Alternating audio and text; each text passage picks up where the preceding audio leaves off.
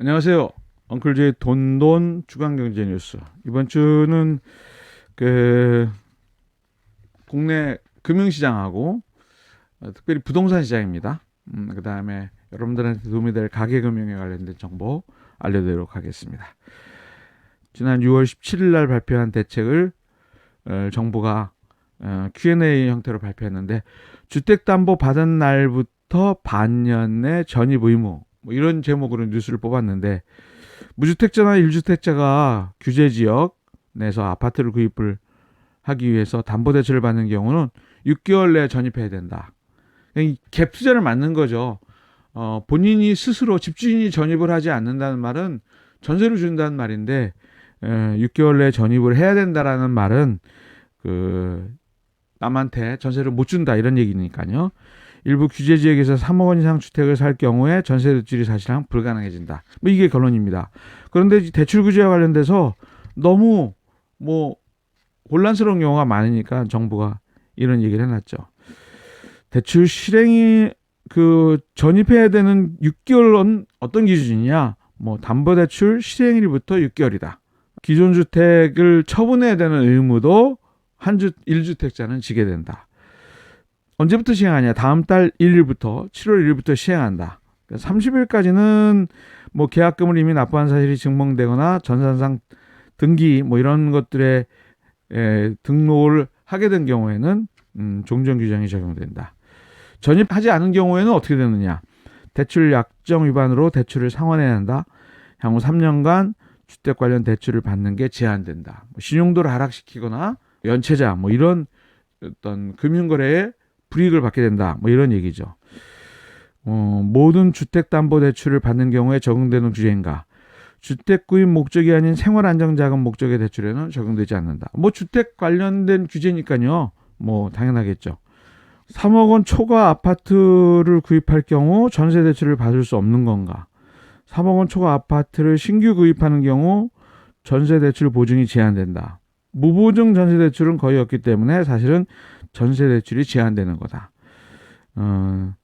전세 대출을 받은 뒤 시가 3억 원을 넘는 아파트를 사는 경우는 전세 대출을 즉시 회수해야 된다. 이런 얘기들을 쭉 열거를 했습니다.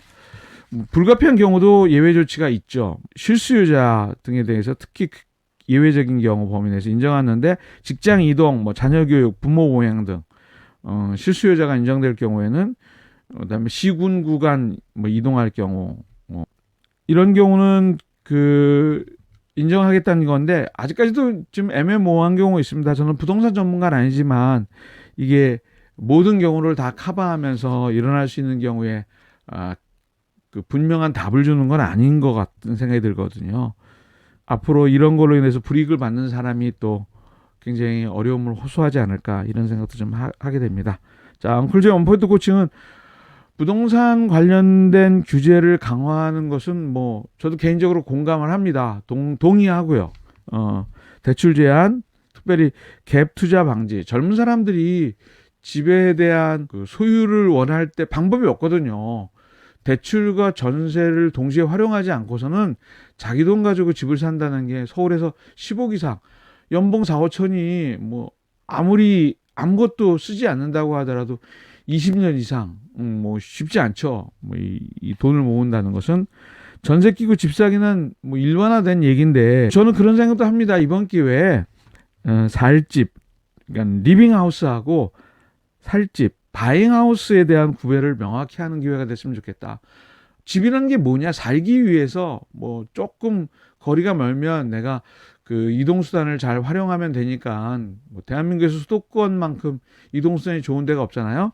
그러면은 리빙하우스를 살아야 되는 거지, 투자 목적의 바잉하우스를 해가지고 어떻게 내 재테크 수단을 삼으려고 하는 것, 가능한 사회가 되는가, 좀 그게 맞는가, 이런 거에 대한 고민을 하게 되는 거죠.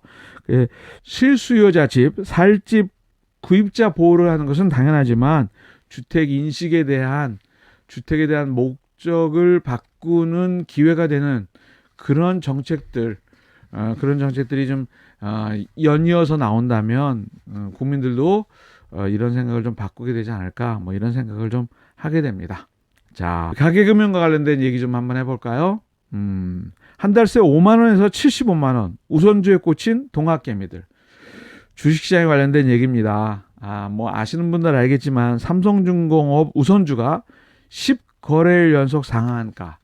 상한가가 이제 30% 만 원짜리가 3천 원이 오르는 경우인데 행진을 벌이면서 주가가 무려 13배 폭등한 그런 우선주 강풍이 좀처럼 진정될 기미를 보이지 않고 있습니다.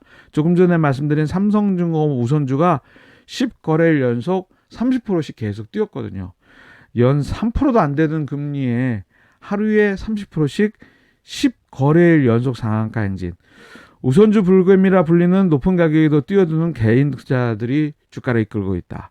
19일 한국거래소에 따르면 코스피에서 상한가를 기록한 23개 종목 중 우선주가 20개에 달하는 등 우선주 초강세가 연일 이어지고 있다. 이렇게 발표를 했네요.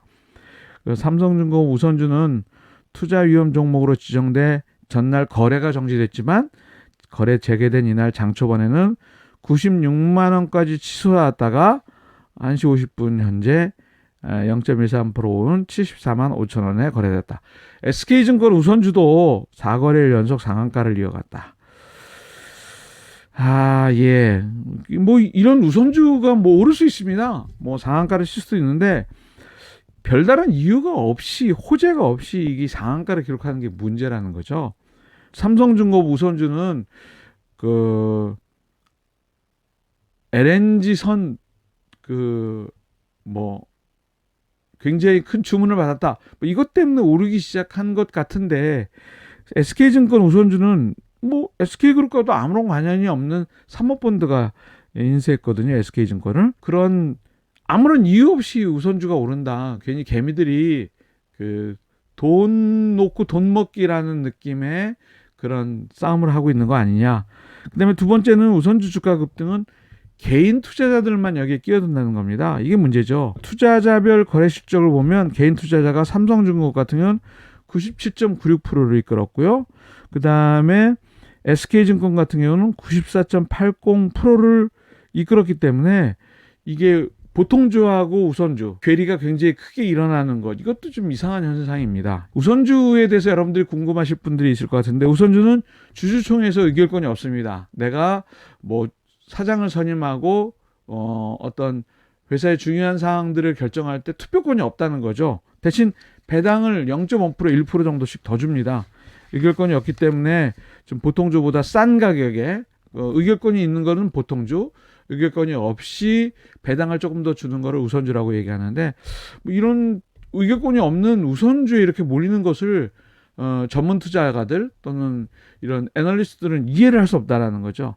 그래서 한국거래소도 최근에 주식시장에서 이상급등 현상에 대해서 투자유의주의보를 발동하면서 불공정 행위가 있는 거 아닌가 뭐 이런 것들에 대해서 모니터링을 하겠다고 이렇게 얘기를 했는데 그런 우선주 순환매, 우선주 상승 랠리, 출처 불명의 어떤 SNS 투자 게시판, 증권 게시판 이런 것들에 대해서 여러분들이 말려들지 않기를 저도 간곡히 부탁드립니다. 이거 말려들었다가는 어느 날 상투 잡고 나서 돈의 상당 부분을 뭐 상당 부분이 아니라 반토막 뭐 원금의 70-80% 이런 거 날리는 거 허다하게 많이 발생하기 때문에 제가 목소리를 좀 높여가지고 여러분들한테 주의하라고 말씀을 드립니다.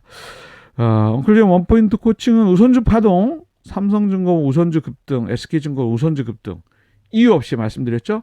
우선주가 오르는 이유가 없다는 거예요. 그 다음에 개인이 주도한다. 이게 더 걱정이다라는 거죠. 기관은 합리적인 의사결정을 합니다.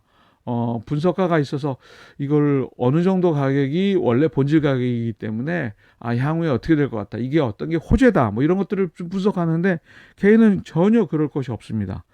우선주에 대한 의미도 설명드렸죠. 의결권 없이 배당을 조금 더 주는데 배당을 많이 주는 주식도 아니거든요. 한국거래소 투자유의, 투자사이트 주의 다시 한번 말씀드립니다. 이런 부분에 대해서 여러분들이 우선주 파동 이거 따라가시면 안 됩니다. 절대 금물 관심을 가지 마십시오. 제가 뭐 뉴스 드리면서 괜히 관심을 유도하는 것 같은데 이거 관심 가지면 안 된다고 하는 측면에서 말씀을 드리는 겁니다. 자, 엉클주의 주간 뉴스는 여기까지 말씀드리죠. 궁금하신 경제용어, 그 다음에 뉴스 내용 중에서도 금융상품, 재무상담, 돈과 관련된 고민 아무거나 좋습니다. 댓글을 통해서 보내주시면 엉클조가 쉽고 자세하게 풀어서 상세히 설명드리겠다는 약속드립니다. 엉클즈의 주간 경제 뉴스 여기까지 말씀드립니다. 다음 주에 뵙습니다.